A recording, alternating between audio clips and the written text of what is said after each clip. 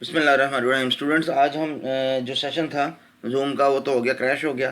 पता नहीं कोई, वैसे तो मेरा कनेक्शन स्टेबल है लेकिन फिर भी मुझे नहीं समझ आ रही कि कोई टेक्निकल इशू होगा। बहरहाल हमने अब अपने असल मकसद की तरफ चलते हैं। हमने तो पढ़ना था।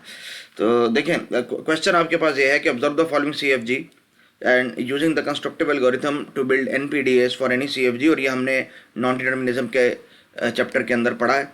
ठीक है, उस स्लाइड को देख लें नॉन डिटर्मिनिज्म की, उसके आखिरी 20 मिनट में मेरे ख्याल में आपको ये मिल जाएगा।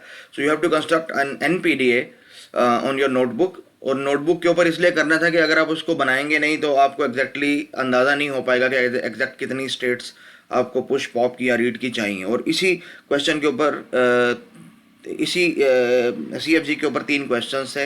एक ये क्वेश्चन नंबर 1 और दूसरा था मेरे ख्याल में क्वेश्चन नंबर 4, जिसमें क्वेश्चन यही है लेकिन इस पुश की जगह वहाँ पे पॉप स्टेट्स को मांगा गया है। और क्वेश्चन नंबर 6 जिसमें रीड स्टेट को मांगा गया है। तो एक ही क्वेश्चन के 3 पार्ट्स हैं, आप ये समझें। तो आइए इसको ड्रॉ करते हैं। देखिए, कंस्ट्रक्टिव एल्गोरिथम में सबसे पहली जो बात है कि एक पोर्शन तो ऐसा है जो कि फिक्स्ड है, यानी ये एज इट इज़ सारे एन के अंदर चलेगा, उसमें कोई चेंज नहीं है। ठीक है, आपको इतना पता है कि आपका पुश जो स्टार्टिंग सिंबल है वो ई है यहाँ पे। ठीक है, E is the starting symbol.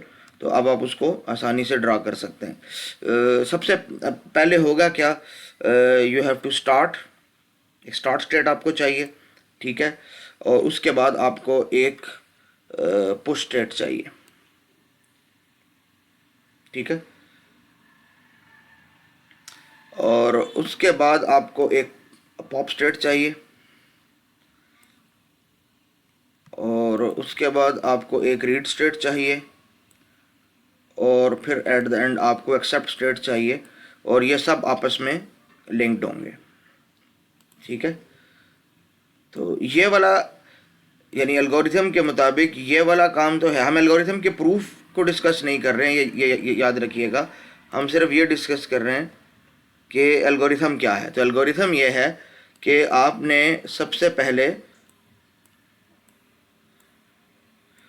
Start state और उसके बाद आपने पुश करना है जो भी आपका स्टार्टिंग सिंबल है स्टैक के ऊपर वो। ठीक हो गया, और फिर आपको एक पॉप स्टेट चाहिए, और आपकी जो पॉप स्टेट है ये ज्वाइन होगी एक रीड स्टेट से। ठीक है, और जो आपकी रीड स्टेट है ये ज्वाइन होगी आपकी एक्सेप्ट स्टेट से। ये तो हर एन का पार्ट होगा। आप इस एल्गोरिथम से जो भी एन बनाएंगे ये वाला पोर्शन उसके अंदर होगा ही होगा। ठीक है, और इन दोनों के ऊपर जो इस एरोस के ऊपर सिंबल होगा इस पॉप स्टेट और इस रीड स्टेटमेंट पे, दैट विल बी डेल्टा। तो ये वाला पोर्शन तो जस्ट कॉपी पेस्ट है। ठीक है, इसकी वर्किंग हमने उसके अंदर डिस्कस की हुई है कि ये कैसे काम करता है। तो इसकी वर्किंग और इसके प्रूफ के ऊपर तो हम आज बात नहीं करेंगे, सिर्फ इस एल्गोरिथम को यूज़ करना है हमें। अब ये वाला पोर्शन तो है ही है। इसके अलावा अब हमारे पास देखें 2 तरह की यहाँ पे बन रही हैं। जो हमारे पास प्रोडक्शन हैं ये 2 तरह की हैं। एक वो प्रोडक्शन हैं कि जिनके राइट साइड के ऊपर एक टर्मिनल है सिर्फ, और एग्जैक्टली 1 टर्मिनल, जैसे यहाँ पे क्रॉस है, यहाँ पे ओपन ब्रैकेट्स और जो है राइट या लेफ्ट पैरेंथेसिस हैं, यहाँ प्लस का सिंबल है, यहाँ स्मॉल एन है इन तीनों में। तो ये ऐसी जो हैं ये सब की सब ऊपर होती हैं ड्रा। ठीक है, और बाकी जितनी हैं जिसके अंदर सिर्फ नॉन टर्मिनल्स हैं, एग्जैक्टली 2 नॉन टर्मिनल्स यहाँ पे इस सूरत में, तो ये होती हैं ड्रा हमारे पास पॉप स्टेट के नीचे। अब इनको ड्रा करने का मेथड क्या है? इनको ड्रा करने का मेथड ये है हमारे पास कि ये जो टर्मिनल वाली हैं 7, 1 2 3 4 5 6 7, इसके लिए आपको ऊपर 7 रीड स्टेट्स चाहिए। ठीक है, तो आपको 7 रीड स्टेट्स चाहिए ऊपर।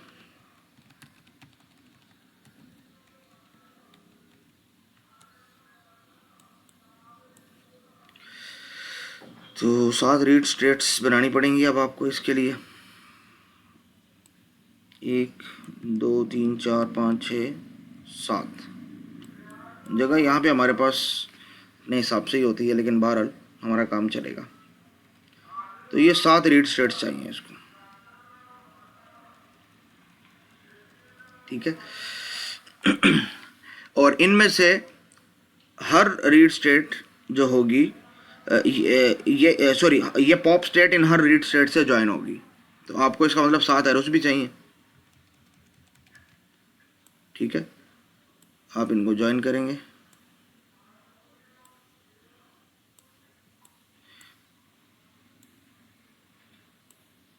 इन सब के साथ।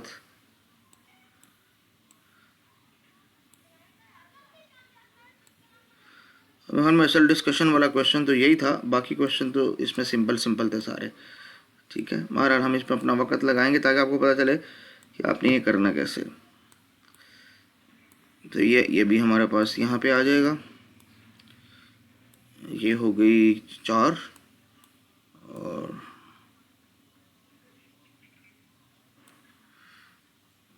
5 6 और लास्ट वन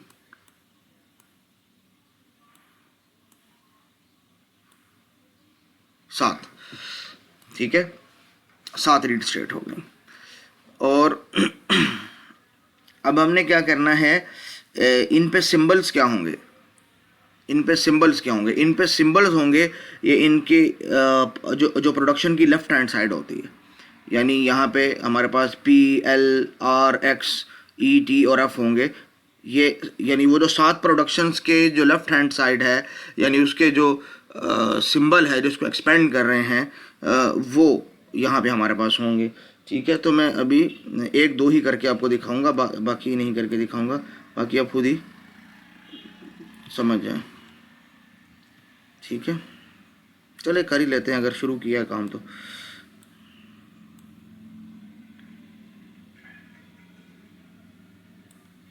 ठीक है जी, ये हो गया। ये इसका सिंबल। हमारे पास जितनी स्टेट्स हैं अभी सारी स्टेट्स को करना पड़ेगा हमें।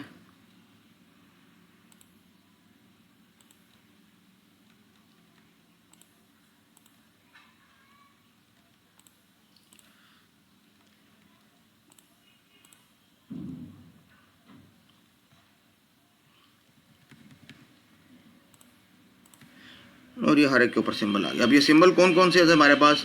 सिंबल हमारे पास है ETF, यहाँ पे E, यहाँ पे G, यहाँ पे F, और फिर आखिर में PLR और X। PL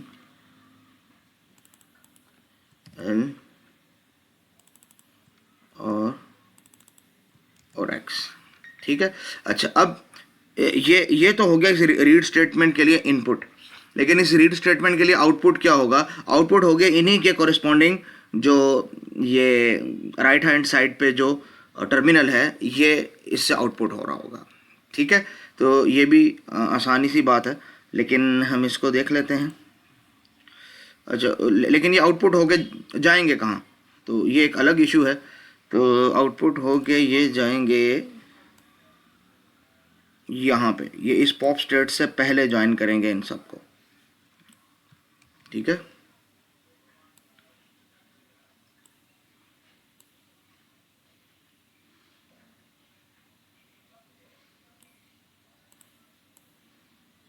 अभी तो मैं सिर्फ एक रफ सी डायग्राम बना रहा हूँ, आप खुद ही समझ जाएं, ठीक है।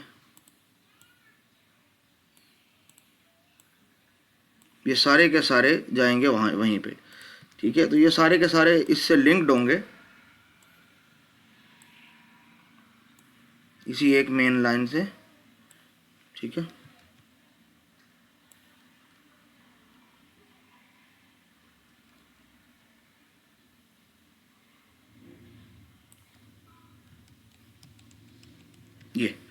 ये हो गया। और यहाँ पे जो सिंबल होगा वो हमारे पास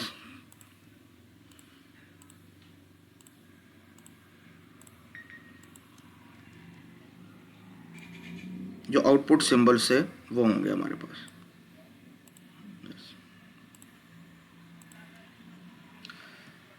और आउटपुट सिंबल से मुराद हमारी जो राइट हैंड साइड ऑफ जो है प्रोडक्शन,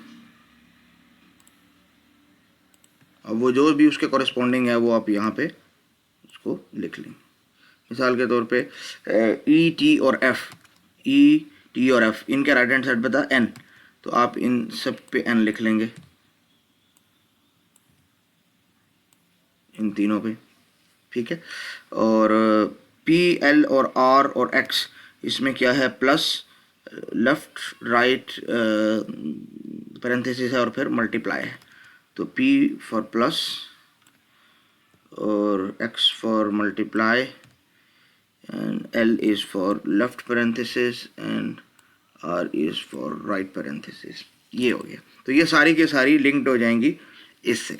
अच्छा, अब इसके हमारे पास नीचे की तरफ जो है, तो ये अच्छा डायग्राम काफ़ी बड़ी बन जाएगी, तो मैं सब ड्रा नहीं कर रहा हूँ, मैं सिर्फ यहाँ पर ये बी और सी को ड्रा कर रहा हूँ, बाकी सब मैं ड्रा नहीं कर रहा हूँ, बाकी आप लोग खुद ड्रा कर लें कि आपके पास अब पॉप की निचली जानिब क्या ड्रा होगा, वो सारे प्रोडक्शंस, वो सारे रूल्स जिसमें राइट हैंड साइड पे सिर्फ नॉन टर्मिनल्स हैं, जैसे यहाँ पे ई ए है, तो इसलिए यहाँ पे, तो सपोज हम ये कितने, 1 2 3 4 5 6 7 8 9, ये कुल 9 रूल हैं, लेकिन मैं इनमें से सिर्फ ये आखिरी वाले 3 ड्रा कर रहा हूँ, ए बी और सी, ठीक है। तो बाकी आप समझे कि ये 9 के 9 मौजूद हैं, मैं यहाँ पे सिर्फ 3 ड्रा कर रहा हूँ, ठीक है।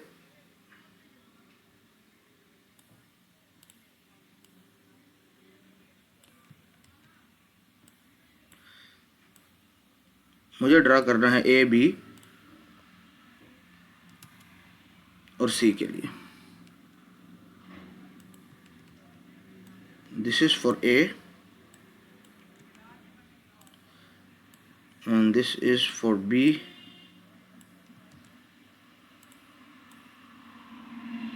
this is for C, ठीक है। लेकिन कंप्लीट डायग्राम नहीं है, ये 6 एरोज और ड्रा होंगे, लेकिन क्योंकि मेरे पास यहाँ पे जगह बहुत कम पड़ जाएगी, अगर कॉपी होती तो उसमें अपनी मर्जी स्केल कर सकते हैं, यहाँ पे हमारे पास थोड़ी सी लिमिटेशंस होती हैं, ठीक है।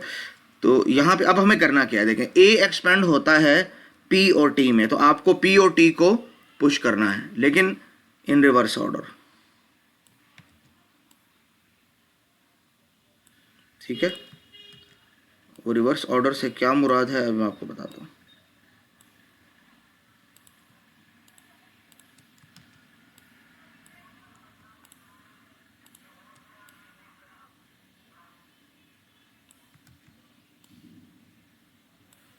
देखिए,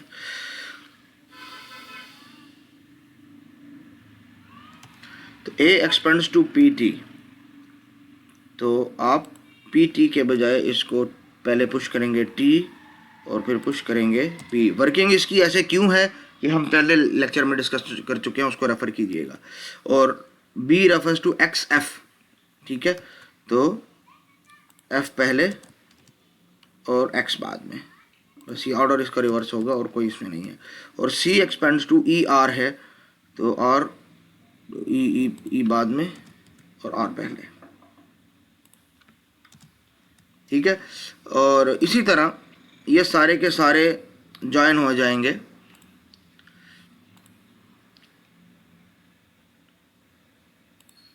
suppose I am using connector tool से आसान हो जाएगा, ये ज्वाइन हो गया, ठीक है। इसी तरह ये भी ज्वाइन हो जाएगा,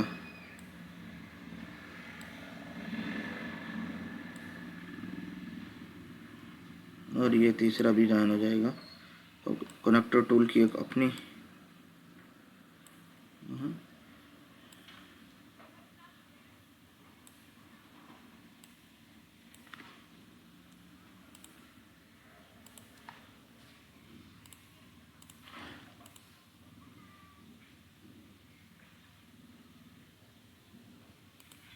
तो बहरहाल ये डायग्राम बन गई हमारे पास, ठीक है। तो ये भी मज़ीद इस तरह की स्टेट्स और मौजूद हैं।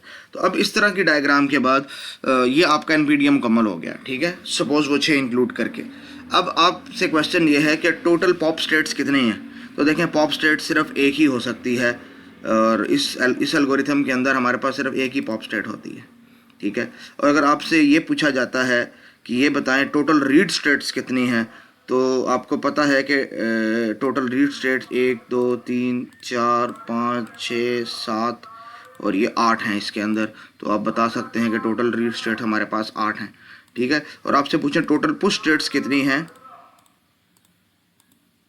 ठीक है, तो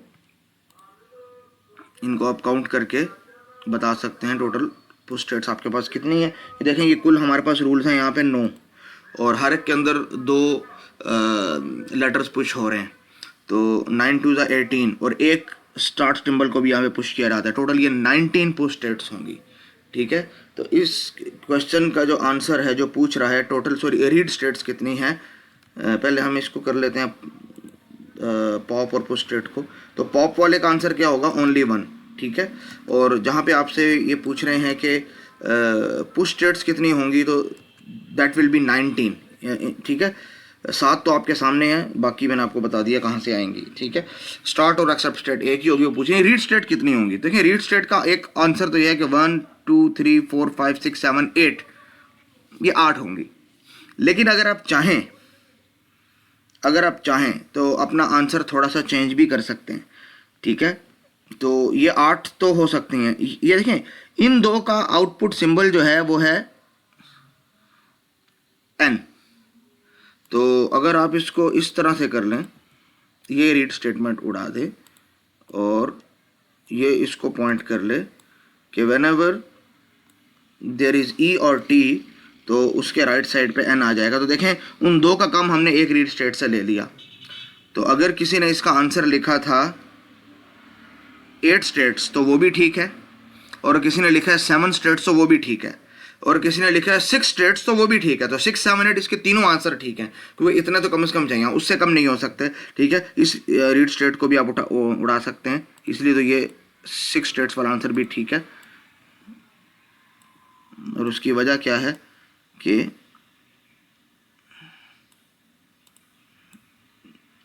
आप ई टी या एफ तीनों में से कुछ पॉप कर लें, आपके पास रीड होने के बाद आउटपुट एन नहीं आना चाहिए, तभी आप आगे जा सकेंगे, ठीक है।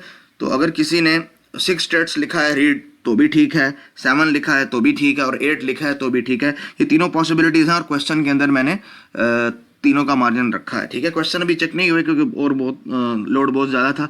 इंशाअल्लाह ये 2-3 दिन के अंदर ही आपकी सारी असाइनमेंट और क्विज़ेस वो चेक हो जाएंगे, तो आपको अपने मार्क्स एग्जाम से पहले ही पता चल जाएंगे इंशाल्लाह ताला, ठीक है।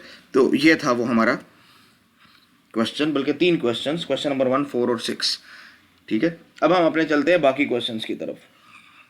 जब बाकी क्वेश्चंस को मेरे ख्याल में डिस्कस करने की इतनी ज़्यादा ज़रूरत नहीं है, उसकी वजह यह है कि वो बहुत आसान से क्वेश्चन थे, वो इतनी ज़्यादा उसके अंदर मुश्किल नहीं थी, ठीक है। क्वेश्चन नंबर 2 को देख लें आप कि if right hand side of every production in CFG starts with a terminal, तो grammar is most probably in which form, ठीक है। वैसे तो किसी फॉर्म में भी हो सकती है, लेकिन मोस्ट प्रोबेबली पूछा है, तो इतना आपको पता है कि जो ग्रीबैक नॉर्मल फॉर्म है उसके अंदर तो ये होता ही होता है, ठीक है, आपके पास कि start right hand side every जो है रूल है हमारे पास, वो एक टर्मिनल से स्टार्ट होता है, ठीक है। ये कंपलसरी है ग्रीबैक नॉर्मल फॉर्म में कि उसके अंदर right hand side of the production will start, of every production will start with a terminal. लेकिन ये इसका जो है उलट, ये ज़रूरी नहीं है कि ऐसा ही हो, ठीक है। इसका इन्वर्स लाजमी नहीं कि वो ट्रू हो, कि हर वो ग्रामर जिसमें हर एक जो टर्मिनल है हमारे पास, रूल है, उसकी राइट हैंड साइड शुरू होती हो एक टर्मिनल से, तो क्या वो ग्रीबैक नॉर्मल फॉर्म में ही होगा? ये ज़रूरी नहीं है। उसकी वजह यह है कि ग्रीबैक में ये तो है कि स्टार्ट होगा एक टर्मिनल से, लेकिन क्या बाद में भी टर्मिनल आ सकता है कि नहीं, तो ये पॉसिबिलिटी भी तो हमारे पास इस फॉर्म में है कि नहीं, इस क्वेश्चन में, ठीक है। लेकिन ग्रीबैक में ऐसा नहीं होता है, वो एक टर्मिनल होता है, उसके बाद दोबारा से आगे चल के दरमियान में वो टर्मिनल नहीं आ सकता है। तो इस वजह से हम ये नहीं कहेंगे कि it is compulsory in Greibach normal form, but it is most probably in Greibach normal form. ठीक है, ये हो गया क्वेश्चन नंबर 2। क्वेश्चन नंबर 5 की तरह है ना, जो इसी तरह का है। उसके अंदर क्या है कि if right hand side of every production in any CFG starts with a terminal, the grammar is definitely none of this, क्योंकि वो कोई भी हो सकती है। ये भी मैं आपको बता के आया हूं कि उसका रिवर्स ट्रू नहीं है, ठीक है, उसका इनवर्स जो है दैट इज नॉट ट्रू। सही है, राइट हैंड साइड अगर किसी प्रोडक्शन की किसी एक टर्मिनल से स्टार्ट हो रही है तो ये डेफिनेट तो नहीं है कि वो अग्रीबैक नॉर्मल फॉर्म में है, क्योंकि हमें यहाँ पर क्वेश्चन में ये क्लियर नहीं है कि आगे मजीद इसमें टर्मिनल्स हैं कि नहीं। लेकिन चूंकि ये एक रूल इस ग्रामर का है, और तो इससे हम कह सकते हैं most probably it is Greibach normal form. लेकिन अगर हमसे पूछे कि डेफिनेटली क्या है तो हम कहेंगे जी इट इज़ नॉट डेफिनेट, ठीक है ना, क्योंकि इसमें और पॉसिबिलिटीज़ भी हैं। तो इस वजह से ये जो है हमारे पास एक चीज़ नहीं है हमारे पास, ठीक है। अच्छा, इसके बाद था क्वेश्चन हमारे पास क्वेश्चन नंबर 7 और 8 मेरे ख्याल में रह गया है।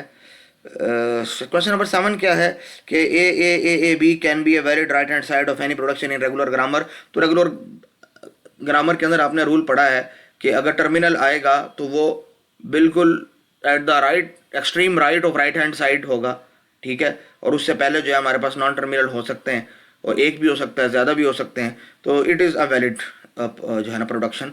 ये इजी सा क्वेश्चन था, इतना मुश्किल नहीं था। और अगर आपके, और इसी को हम सेमी वर्ड भी कहते हैं, ठीक है, और उसका पैटर्न यही होता है कि शुरू में कोई भी कम्बिनेशन आ सकता है आपके पास। किसका कम्बिनेशन आ सकता है? टर्मिनल्स का। तो आपके पास सिग्मा सेट के अंदर सारे के सारे टर्मिनल्स होते हैं, तो सिग्मा स्टार का मतलब any possible combination of terminals, और एक्सट्रीम राइट पे वो सिंगल वेरिएबल एक होता है, नॉन टर्मिनल होता है, तो इसको हम कहते हैं सेमी वर्ड कहते हैं। तो ये उसी का पैटर्न है जो क्वेश्चन नंबर 7 के अंदर हमें क्वेश्चन दिया हुआ है। तो ये आसान थे, ठीक है, ये दोनों के दोनों क्वेश्चन। तो हमारे सारे क्वेश्चन हो गए सिवाय क्वेश्चन नंबर 3 के, ठीक है। तो उसमें आपको ये पहचानना है कि ये NPDA किस लैंग्वेज को रिकॉग्नाइज कर सकता है, किस लैंग्वेज को ये डिफाइन कर रहा है, ठीक है। तो देखिए, व्हेन यू स्टार्ट आप कुछ भी रीड कर सकते हैं, कुछ भी रीड कर सकते हैं, ए बी में से कुछ भी रीड कर सकते हैं। तो it is the language of all strings defined over the alphabet set sigma which contains A and B, ठीक है। अब जो कंडीशन आपने लगानी है, देखें, आप रीड कुछ भी कर सकते हैं, लेकिन आपको एक्सेप्ट स्टेट तक जाने के लिए ये ज़रूरी है कि आप स्टैक से A पॉप करवाएंगे। इसका मतलब कि स्टैक पे A होना चाहिए, और उस A से पहले आप एक A रीड भी कर रहे हैं। तो इसका मतलब कि जो आप लास्ट A रीड कर रहे हैं और उस लास्ट A को आपने स्टैक पे पुश नहीं किया था, तो उससे पहले भी एक A स्टैक पे मौजूद होना चाहिए जिसको आप पॉप करके ही एक्सेप्ट स्टेट पे जा सकते हैं। तो इसका मतलब एट द एंड आपके पास 2 A आने चाहिए, ठीक है। तो इसकी अगर आप रेगुलर एक्सप्रेशन मुझसे पूछना चाहें तो मैं कहूँगा sigma star dot AA means कुछ भी हो सकता है, all possible strings defined over the alphabet sigma in which there are only 2 terminals A and B। और उन स्ट्रिंग्स की खास बात क्या है? where all the strings end in a double A, ठीक है। तो अगर आप सिर्फ ये इसका आप एंड ही देख लेते, ये वाला पोर्शन, तो आपको अंदाज़ा हो जाता कि एट द एंड क्या आएगा आपके पास, और यहाँ से आपको ये अंदाज़ा होगा कि कोई भी पॉसिबल कम्बिनेशन हो सकता है हमारे पास। तो ये बहुत इजी था, इसको मैंने इंग्लिश में भी बता दिया, और इसकी रेगुलर एक्सप्रेशन भी मैंने आपको जो है ना बता दी है। तो इट वॉज क्वाइट ईजी, ठीक है बच्चों। तो ये आपके 8 के 8 क्वेश्चन थे जिनको मैंने आपको रिवाइज करवा दिया है, ठीक है। कोई और इशू हो तो पूछ लीजिएगा, ठीक है बच्चों। अल्लाह हाफिज़।